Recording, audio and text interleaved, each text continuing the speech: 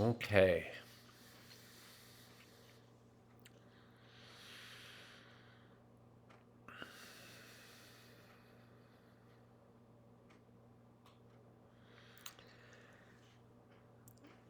I'm going to see if we can bring it in more succinctly.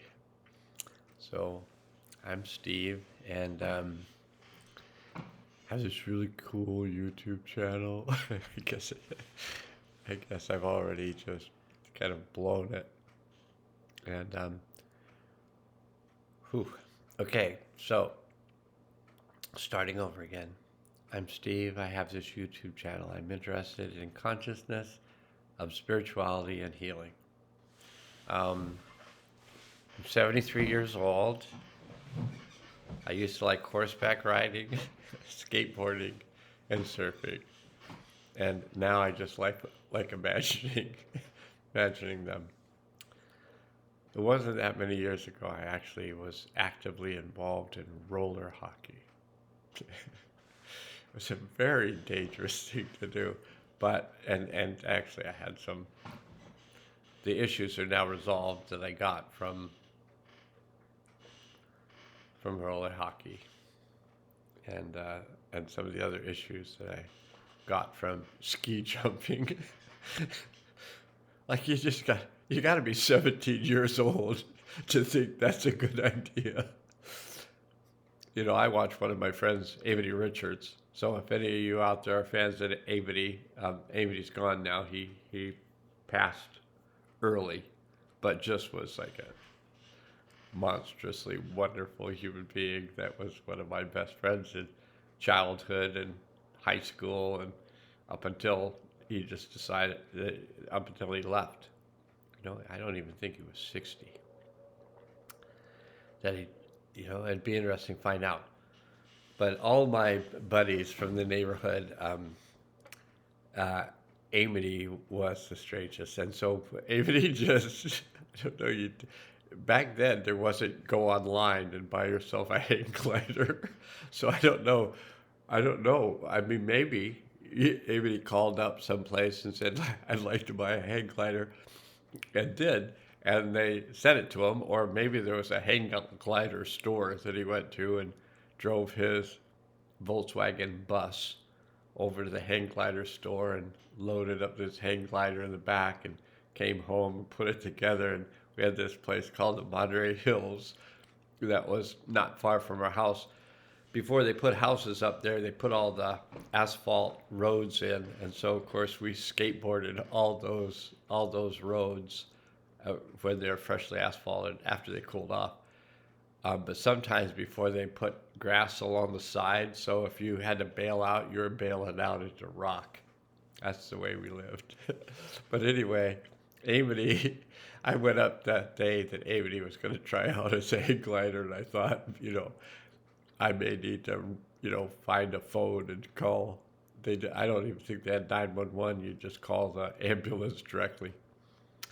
But anyway, Amity was just going to go up the Monterey Hills and just jump off. we, we felt, back in those days, we felt like instructions were, you know, unnecessary. It's simple enough. I saw somebody do it. I'm just going to do it. So anyway, Amy put on these wings, you know, these Pegasus wings. He put on the wings, and there was a track that motorcycles would use to go down and then up this extremely steep hill that the motorcycles would ride to the top of the other hill. And they would just ride down the first hill. And so Amy just put these things on, strapped himself in, ran off, and just jumped off the side of a cliff. Basically, I mean, it was a hill, but it was like it was a motorcycle go fast hill, and so there was no lift. So, and I don't think he had learned to use the controls yet. So, I'm sure there's some way where you change the, you know, like if you've ever looked out of an airplane and you've seen like they've got these things that let them change the angle of the flaps on the wings, and that changes, you know, the direction. If you've ever thrown a frisbee, you throw it nose down, it goes down. So anyway, Amity must have been going, he was going nose down for sure. So here's the cliff. Let's see if I can do this. Okay, here's the cliff. Here's Amity, and this I'm gonna say this is forward. Here's Amity. He runs off, jumps off the cliff, and then starts going straight down. And so he he starts. I'm watching all this from the top of the hill. I see his feet start going really fast, and we were probably 17 at this time. It was one of the times where we did a lot of stupid things. But he's running down a hill with wings on that are pretty heavy. They're supposed to be holding him up, but they're forcing him forward. And finally, he can't run fast enough, and he just goes blub, blub, blub, blub, blub. And I decided to see what he's going to do. I mean, if he's dead, he's dead. I decided to just see if he got up afterwards. I wasn't going to run down that hill because that hill was dangerous to go down without a heavy set of hang gliding wings on your shoulders. Amity stood up, was able to walk. This was good. Kind of unpacked himself from these giant wings and put them in to where he could carry them and made his way back up that pretty steep hill. When he got to the top, he asked me, "Do you want to try it?"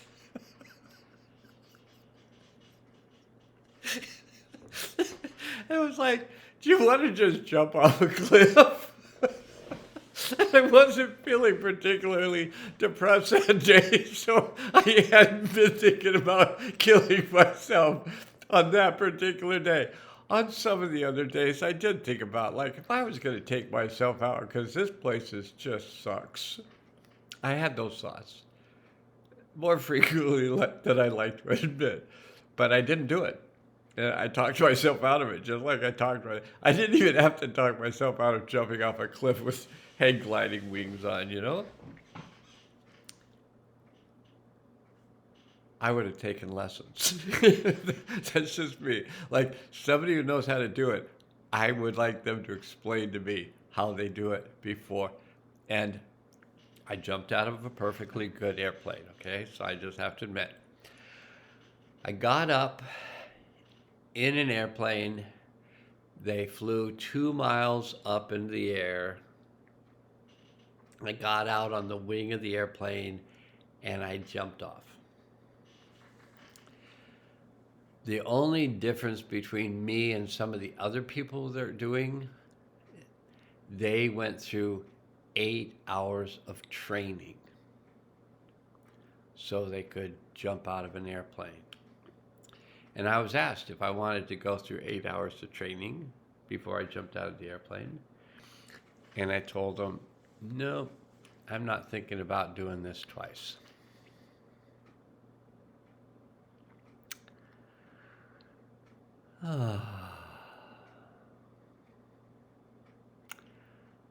I'm planning on having somebody strapped to my back who's going to control the parachute, who's going to pull the cord at the right time, who's packed the parachute, and I trust that they've done this over 500 times and they're still alive. I want them watching my back. I want them, and then I got to have the experience of just flying through space.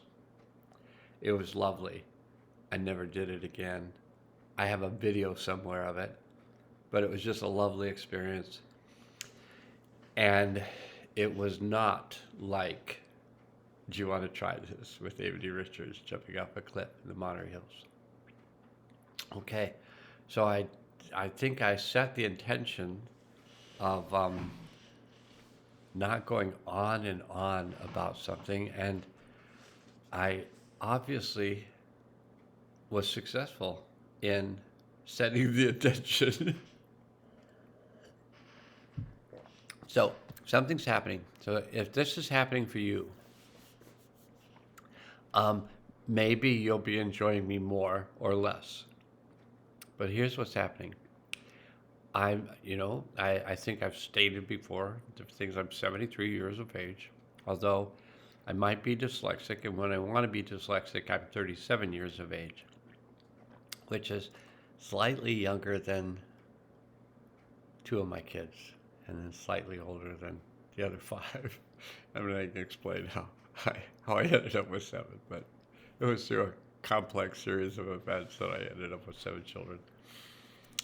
They're all lovely, and the best thing about them all is they're all employed and they live in their own houses, except for the one who is employed, but is traveling all the time, so she just lives in our house.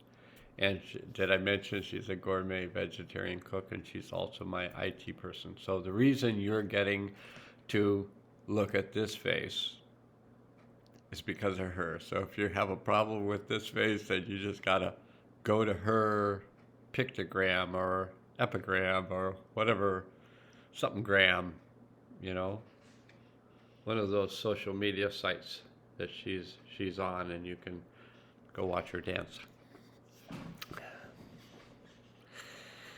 Yeah. So, what I was saying is, if you're in that space between times, so, and I've had, years to experience this, where I was told who I was supposed to be, and I couldn't relate to that person I was told that I was supposed to be. I experimented with all sorts of other people to see if I liked those ideas better. If I was told not to do something, and it seemed not too dangerous, I would do it to find out why I wasn't supposed to, and then I go, "Well, I really like this. Why people tell me not to do it?"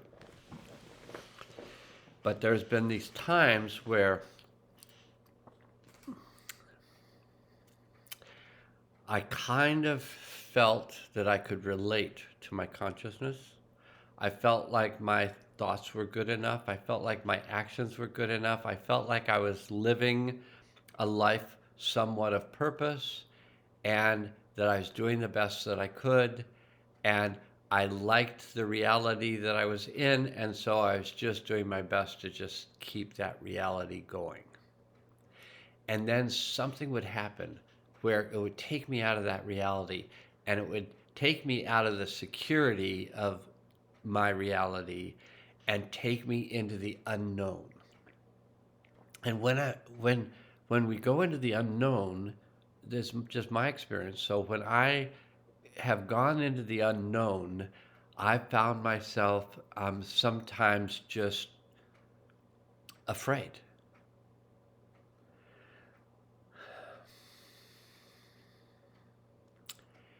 And I'm processing something right here on the internet.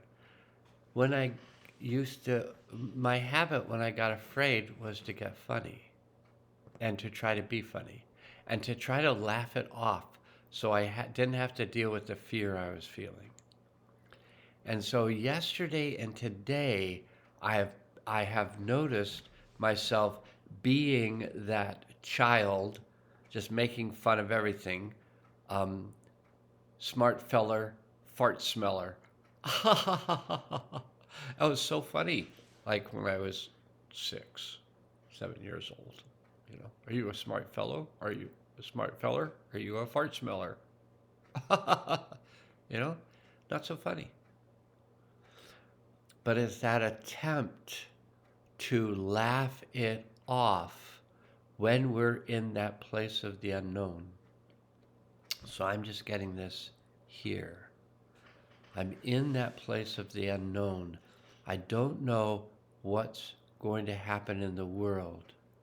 I have people all along the side of my YouTube videos that are saying, like, be afraid, be deathly afraid. This is going to crash, that's going to crash, this is going to happen, that's going to happen. All these things are going to happen. Even Nostradamus said shit about this, And how long ago was he around? And he was talking shit about 2024, back 500 years ago or whatever, I just don't know. But anyway, I woke up this morning in what I would call a full-blown panic attack. Just haven't been in one of those probably since 2011 when I broke the habit of living in panic. So 2011 to 2024, it's 13 years. So in 13 years, I don't think I've felt this level of panic. So I was told by the Hators that would be very useful if I did a sound healing with them. They could assist me to just release this energy, but seeing that it was a world panic pattern, that it would be good for me to make a video. I didn't want to make a video first thing in the morning. Like at least if I can get my hair combed, face scrubbed, something. I made the video. I came out of the panic, but I didn't come out of the feeling that I'm in between worlds. So, I mentioned earlier, there's been many times when I've been in this stable, secure space, things changed, and I was in this really unstable, really insecure place, and then things changed, and I was in a brand new place, and I got used to it and found out it was better. But every time I freaked out in the middle of, like, I was used to this is no longer available, this is happening, I don't know what's going on here, I work with it the best I can, and then I move into, oh, this is better. But the time between, I really like this is really difficult, this is better, this really difficult place has been a challenge every time. And I feel like as a member of the world, I'm not in a difficult place because all the talking heads on the internet are telling me I ought to be. I get it. That's what they're saying.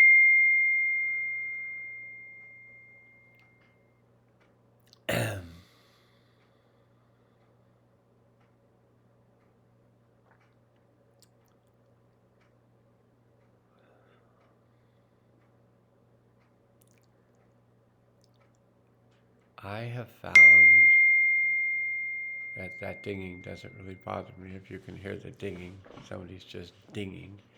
And now that I won't even go into that, why it's dinging on my computer when it should just be dinging on the phone. But now my computer and my phone are chatting, and I'll have to remember how my IT person told me to turn that off so they aren't talking to each other while I'm trying to talk to you.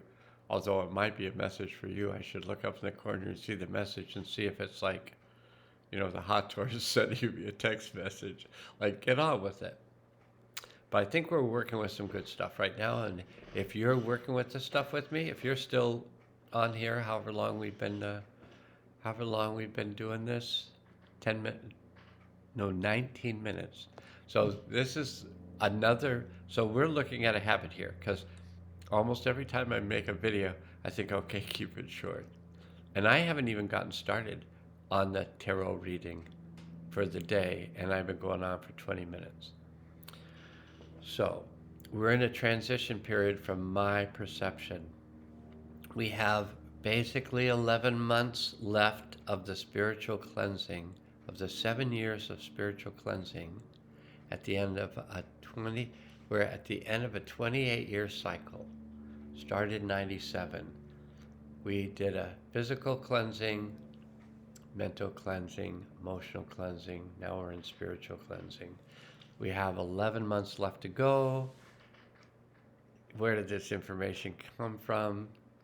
Inside my head. But I had experiences outside as well. And there was things that let me know that this was going to be happening. and that I got to participate in the very beginnings of it, and I've gotten to participate all along, and I'm participating now, but now I'm doing it, um, actually speaking out into the world like this. Whereas before, I was just working with the healing field that was set up for the world. And that was in 2020, end of January 2020. I was told to set up a healing field for the world, which I did. It was very challenging. I can't tell you. I did talk to you in my kind of personal expose that I did a few days ago. I did tell you how challenging it was teaching for the last 9 months when the process that we had created exploded and I was traveling all over the country and my teaching partner quit and I had to do it all myself. And I did for 9 months. And that took me 2 years to recover. So I've been detoxing for 8 months, just consciously setting it in motion because I felt like this was a time to cleanse. And so I've been doing it every day, thinking about it, planning it out, working it out, doing the things that I know to do to just clear the body out. And if you're feeling these to be a challenging time, then we're on the same page. I feel these are really challenging times. And the only thing that makes it really lovely for me is I have a lot of friends in high places who guide me. And when I listen, they tell me specific things, how to work with things. And then through this video channel, I share those with you. So you don't need to accept them because I'm telling you they're coming from beings on high level of consciousness. You can accept these because you try them and they work for you. If you try them and they don't work, you don't have to accept them. But if you do some of the things I suggest, and it works for you, then you kind of have to accept it because it's your experience. The thing I'd say you don't have to accept is your own beliefs, because your beliefs are stories you've made up from unresolved experiences, also called traumas. So you have a trauma, you have these emotions attached to this event, you don't let go of those emotions travel at that event. Somebody does something that triggers off that, those emotions come up with the story, and you start to tell the story and get into that state, they did this and this happened, and that's all panic. And you go, oh, panic. Okay, panic. I connect with my deep self. My deep self is constantly in peace. If I'm connected to my deep self, I feel that peace. Like I feel it right now. My hands are in panic. My consciousness is in the deep self and is at peace. And when you're at that peace and you've stopped that story from going on and on and on about what they did and how it affected you and the emotions, and you stop that story and you go, the deep peace of the deep self. I'm in it. I'm going to take the story, so I have to move my hand to remember which one's in which. Usually I think the story is in this and the emotions in this. It doesn't matter. So I'm going to take the story. Yeah, that's right. I'm going to take the story and the emotions, I'm going to move them apart. And at a certain point, you'll feel them break. Right there. And now they're no longer connected. And now I just open my hand and I release the emotions. And I open my hand and I release the story. That was the best thing that anybody ever taught me.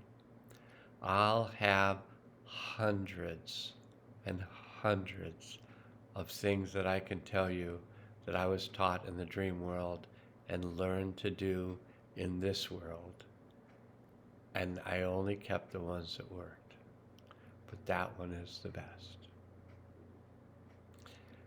I wish I've made other videos about that process, but one of these days I'm going to not look at the top of my head and think when my grandchildren were here. So think 8 and 6, 8 years old, 6 years old, Henry and Sophie. And Sophie is really into cats. So Sophie made these cat these cat things. I've got a picture of myself somewhere where I'm wearing these cat ears that Sophie made for me, and I'm sitting next to Henry. But when I looked up and I saw that, it made me think of the cat ears that Sophie made. And I doubt Sophie will ever be watching one of these videos. Maybe when she's like in her 30s.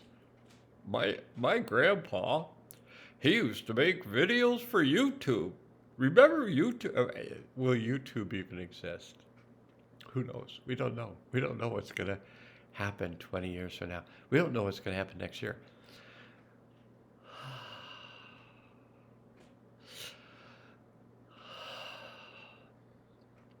All we know, all I know,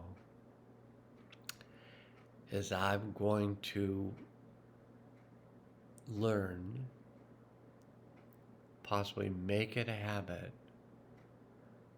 to stay connected with my deep self,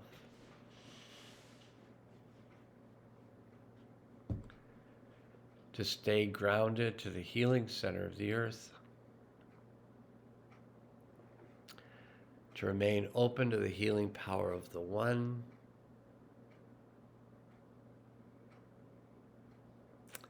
to work with the Hathors. My friend always calls them the Hathors of love and light. I like that. And she might watch this video.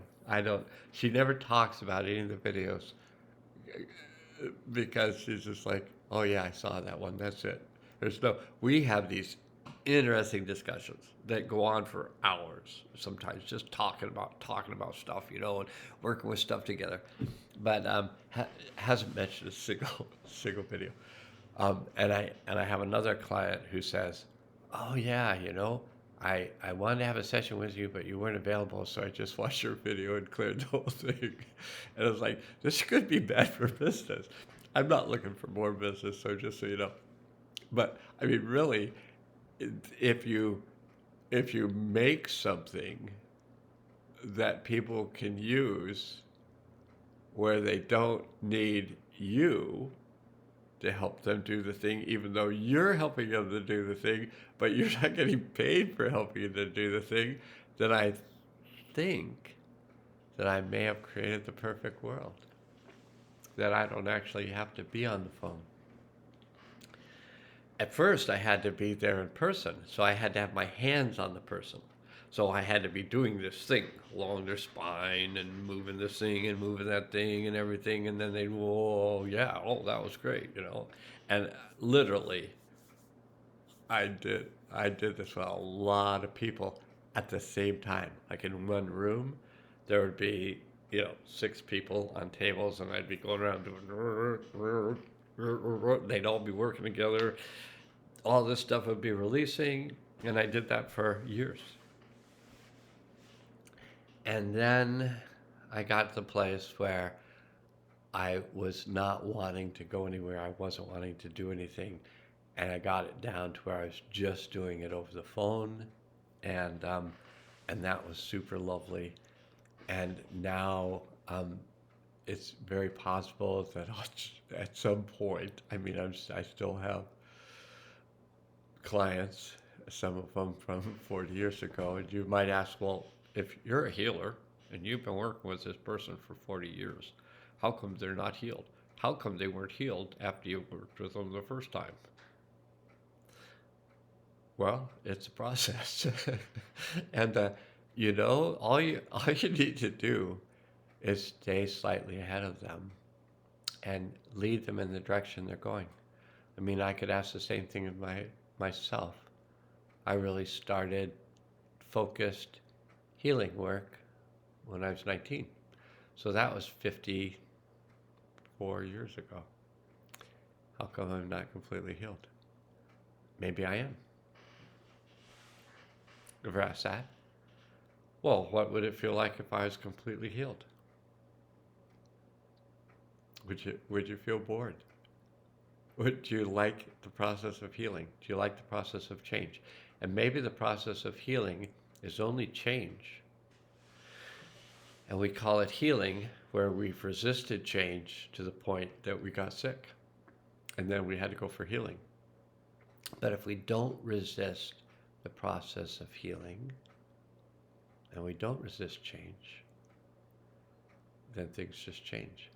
And that's what the Hators have been attempting to teach me for years. So if you think, I think it was around 2004 that they started teaching me, and then pretty much taught me in a focused way for the next 7 years, so till 2011.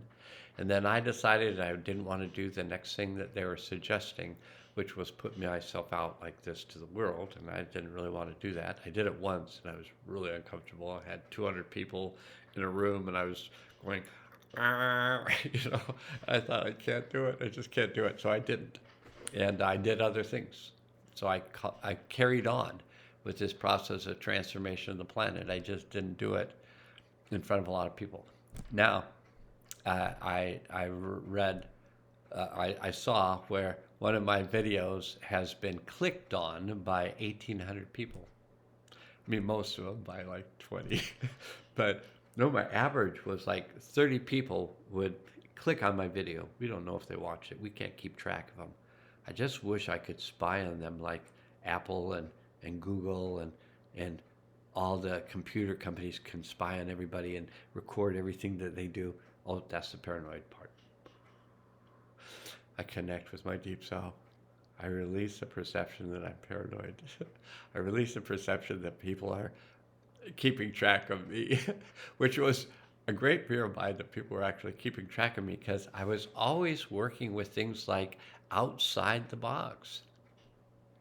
And everybody's trying to keep you inside the box.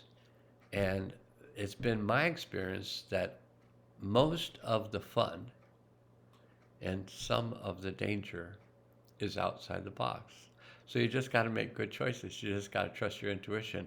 And when you see someone crashing down a hill with wings on their back, and I think that might be the story of Pegasus. I got to look up the story of Pegasus. But when you see somebody crashing down a hill with wings on their back, and then they ask you if you want to try that, and you can look at that and you can go, no, thank you.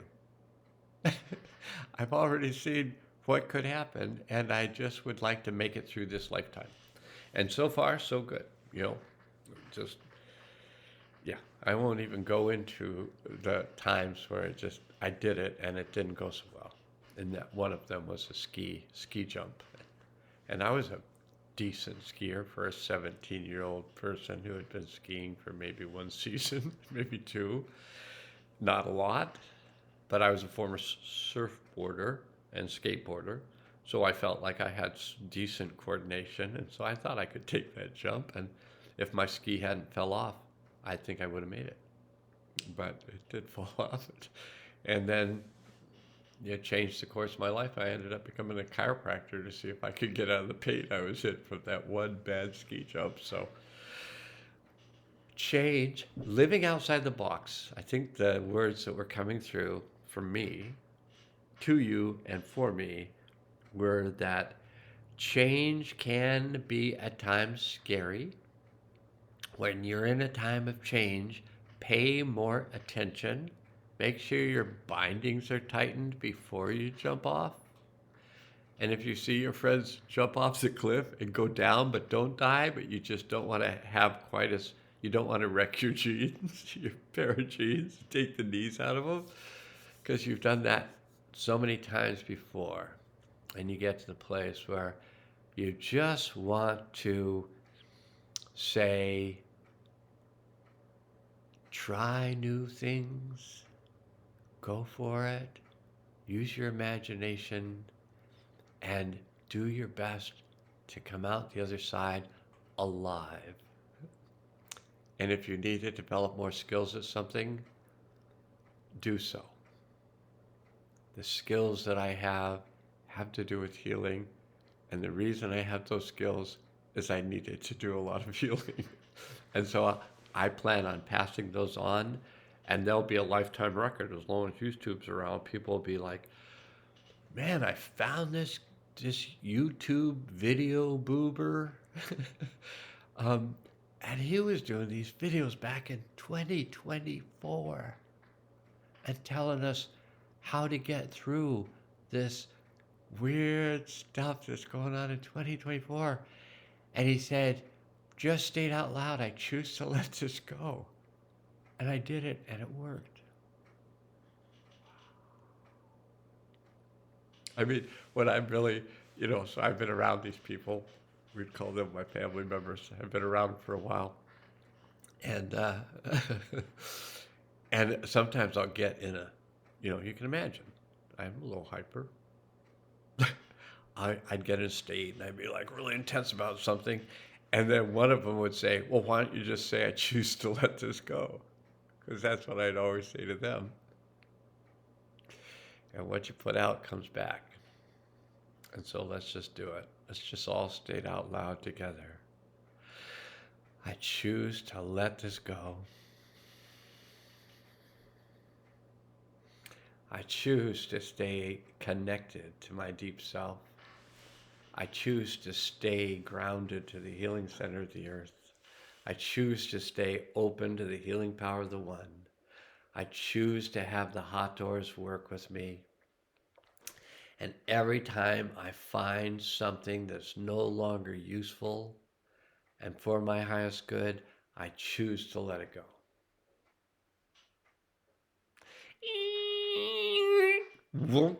Gone. And it doesn't always work that fast, but sometimes it does. But it always works. If you separate the story from the emotions have nothing to hold on to. The emotions release. The story no longer has any power. Well, this was good. This was a good one, and I'll check the other ones later, but I think I'm going to post this one. I've got a tarot reading in front of me right here. I'm not going to do the tarot reading right now. This was maybe as good as the tarot reading, and we'll just have to see what clickbaity term we can give to this to get everybody to go, oh yeah, I need to know that. I need to know that because I want to be enlightened. Best of luck. I want to be likable. I want to be every act in my life to be one that honors everyone else in my life. That seems like a good goal. Set that one. All right, and as you know, if you've watched me before, now let's go.